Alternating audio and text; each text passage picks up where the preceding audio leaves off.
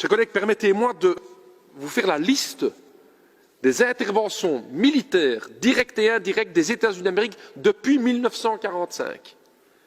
Les États-Unis, l'impérialisme américain, sont intervenus en Chine en 1945-1946, en Syrie en 1949, en Corée 1950-1953, en Chine 1950-1953, en Iran en 1953, au Guatemala en 1954, au Tibet entre 1955 et 1970, en Indonésie en 1958, la baie des Cochons à Cuba 1959, en République démocratique du Congo entre 1960 et 1965, en République dominicaine en 1961, in Vietnam 10 jaar, 61-73, in Brazilië 64, in de Republiek of Congo 64, in Guatemala weer eens 64, in Laos 64 tot 73, en République dominicaine 65-66. Je n'ai pas encore fini, chers collègues. L'impérialisme américain est intervenu aussi au Pérou en 1965, en Grèce en 1967, au Guatemala à nouveau en 67, au Cambodge 69, au Chili avec la démission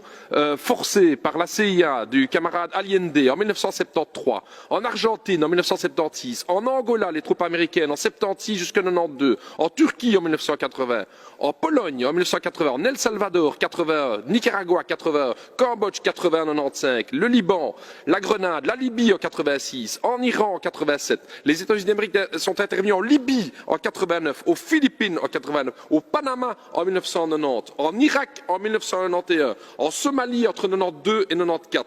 De Verenigde Staten van Amerika zijn tussengekomen in Bosnië in 95, in Irak weer eens in 92 tot 96, in Sudan in 98, Afghanistan 98, Joegoslavië in 99, Afghanistan in 2001. Les États-Unis d'Amérique sont encore intervenus en Irak entre 2002 et 2003, en Somalie en 2006-2007, en Iran entre 2005 et aujourd'hui, en Libye en 2011 et au Venezuela en 2019. Qu'est-ce qu'on a à dire à ça, chers collègues? Qu'est-ce qu'on peut dire qu'une puissance aussi dominante au niveau du monde est intervenue dans tous ces pays? Quel intérêt avons-nous, la Belgique, avons-nous, les peuples européens, de se lier stratégiquement avec une puissance aussi dominante? Ik spreek hier ook over vrede. Vrede in de wereld. Vrede in de wereld. Ik heb hier al de interventies gehad.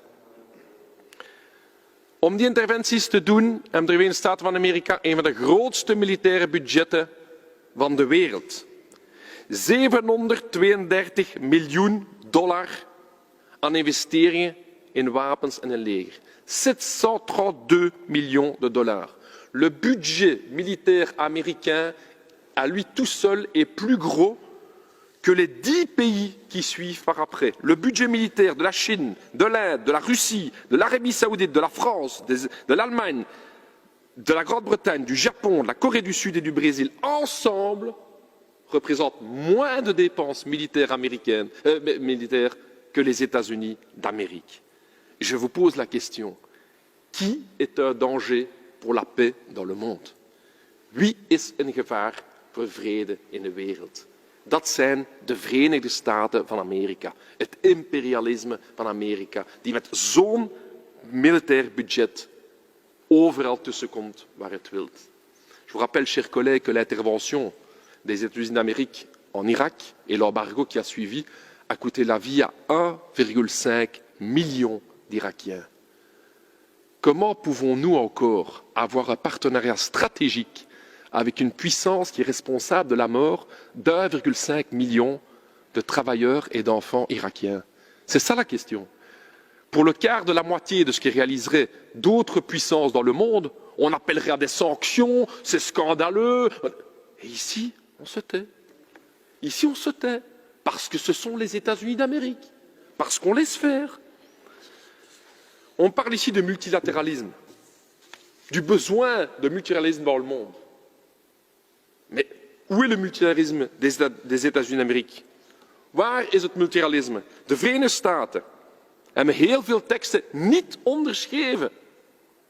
Het Statuut van Rome, internationaal strafhof, niet ondertekend. Conventie voor de rechten van het kind, Verenigde Staten, niet ondertekend. Conventie over de Law of the Sea, het zeerecht, niet ondertekend. Conventie tegen dwangarbeid, Verenigde Staten, niet ondertekend. Conventie over vrijheid van vereniging en bescherming van die vrijheid, niet ondertekend. Het Kyoto-protocol, niet ondertekend. Comprehensive Test Ban Treaty, tegen het testen van kernwapens, niet ondertekend. Het verbodsverdrag tegen kernwapens, niet ondertekend. Conventie voor de bescherming van migrantwerkers en hun gezinnen, niet ondertekend. Conventie tegen discriminatie in het onderwijs en in de tewerkstellingen, niet ondertekend. De United States of America, onze grote bondgenoot, heeft al die multilaterale teksten gewoon niet ondertekend. Die zijn gewoon tientallen keren tussengekomen in andere landen zonder mandaat, zelfs van de UNO. Geen probleem. Pourquoi, chers collègues, devons-nous garder ce partenaire stratégique? Et pour nos peuples à nous, et pour les peuples du tiers-monde, nous n'avons aucun intérêt à ce partenaire stratégique. Alors on va me dire, ouais, mais ce sont nos normes et nos valeurs communes. La résolution ici commence par nos normes et nos valeurs communes. C'est quoi les normes et les valeurs communes des United States of America? C'est quoi nos valeurs communes? C'est Guantanamo? La torture officialisée dans un centre de détention comme Guantanamo, c'est ça les normes communes? Sur l'île de Cuba d'ailleurs, au mépris de l'indépendance territoriale cubaine. Vous imaginez donc ce centre de Guantanamo se retrouve sur l'île de Cuba, alors que Cuba n'a rien à dire sur le sujet. Madame Jadin souhaite pouvoir prendre la parole, Monsieur Lebaud. Plaisir, Madame la Présidente. Je sens que mon collègue communiste se met littéralement en rage. J'aurais préféré que vous participiez au débat en commission et vous auriez entendu. J'aurais aussi préféré que vous écoutiez mon intervention pour bien comprendre qu'il n'y a pas qu'un revers de la médaille, mais il y en a plusieurs. Il n'y a pas qu'une facette de la coopération, mais il y en a plusieurs. Tout comme nous le faisons ailleurs avec d'autres pays. Quand nous condamnons la violence, quand nous condamnons la violence des droits fondamentaux, nous le disons aussi, c'est le propre de la diplomatie. Je peux juste demander, alors, si vous avez autant de critiques à leur partager sur les États-Unis, pourquoi on n'a jamais pris une sanction envers les États-Unis? Pour ceux qui voient la vidéo, les mouches sont en train de voler dans l'Assemblée. Et c'est ça la question. C'est ça la question. C'est que malgré les bombardements, malgré 1,5 million de morts irakiens, malgré la non-reconnaissance de tout ce qui se passe en Palestine et l'abandon par l'administration Biden de Palestine, jamais l'Europe va prendre la moitié du quart d'une sanction que les États-Unis d'Amérique. Par contre, toutes les autres nations du monde, là, il n'y a pas de problème, boum, boum, boum, etc. C'est ça le problème des 2 poids 2 mesures. Et votre résolution, elle parle effectivement d'un partenariat stratégique. J'ai parlé des normes communes. Normes communes. Les États-Unis d'Amérique ont 2,2 millions d'Américains dans leurs prisons. 2,2 millions d'Américains sont en prison. C'est ça les normes communes. 4,5% de l'humanité est américaine. Mais 22% de la population carcérale dans le monde se trouve aux États-Unis d'Amérique. C'est ça les normes communes. C'est ça les fameuses normes communes qu'on parle avec les États-Unis d'Amérique. Le nucléaire, l'armement nucléaire. L'administration Biden annonce un remplacement de l'ensemble de l'arsenal nucléaire américain à hauteur de 1,7 milliard de dollars. Où est le danger pour le monde? Les relations entre États. Permettez-moi quand même de parler des relations entre États. Il y a 3 semaines, enfin il y a qu'à 5-6 semaines, tout le monde parlait ici d'un hacking. On n'avait aucune preuve, mais ça venait de la Chine. Les Chinois avaient hacké le Parlement européen. Oh, tout le monde en parlait, c'était le bras-le-bas de combat. Mais que font les États-Unis d'Amérique? Les États-Unis d'Amérique, tout simplement, ils mettent sous écoute téléphonique officiellement nos premiers ministres. Madame Merkel, toutes ces conversations, via le Danemark, la NSA américaine, met l'ensemble de nos premiers ministres sous écoute. Que fait l'Europe? Rien du tout, non, sorry, on va essayer de parler pas trop vite la prochaine fois au téléphone, comme ça vous entendrez mieux nos conversations. Edward Snowden nous apprend que les États-Unis d'Amérique, via le programme PRISM, filtrent l'ensemble de nos communications par mail européennes. Tous nos mails, que vous envoyez ici les uns les autres, hop, ça passe par les États-Unis, hop, ça revient, c'est filtré. Et on dit rien, on dit rien. Pourquoi? Parce que c'est les États-Unis d'Amérique. Pourquoi ce deux poids deux mesures? Pourquoi laisser passer ce genre de questions-là? Donc, mes chers collègues, je pense, et je clôturerai par ça, nous sommes dans un moment historique particulier, avec un grand danger au niveau du monde, et je vais reprendre des penseurs marxistes qui me tiennent vraiment bien à cœur, justement, effectivement, parce que je trouve que les analyses faites au début du XXe siècle sont être pertinentes. Et je trouve que ce qu'un mec comme Lénine disait sur l'impérialisme était intéressant. Il parlait de la fusion entre le capital bancaire et le capital industriel. Et comment ce capital financier, qui était apparu au XXe siècle, avait une vocation hégémonique sur le monde. Je crois que c'est un élément important dans l'évolution de notre histoire. On n'a jamais connu une concentration de pouvoir capitalistique et industriel comme aujourd'hui dans le monde. Sur les 100 plus grandes entreprises dans le monde, 51 sont américaines. Elles concentrent des millions de travailleurs, des millions de dollars, des milliards de dollars, sont plus puissantes que les États. Ces entreprises exportent leurs capitaux et ont besoin d'une force armée pour pouvoir assujettir les marchés qui ne leur ouvriraient pas grand les bras. C'est ce qui se passe ces 50 dernières années. Aujourd'hui, vu la crise économique mondiale, vu les tensions entre grandes puissances, je pense qu'il y a un enjeu stratégique pour l'Europe et pour la Belgique de tendre la main à toutes les puissances du monde. Les États-Unis d'Amérique vont nous mener dans une guerre d'abord froide et puis chaude.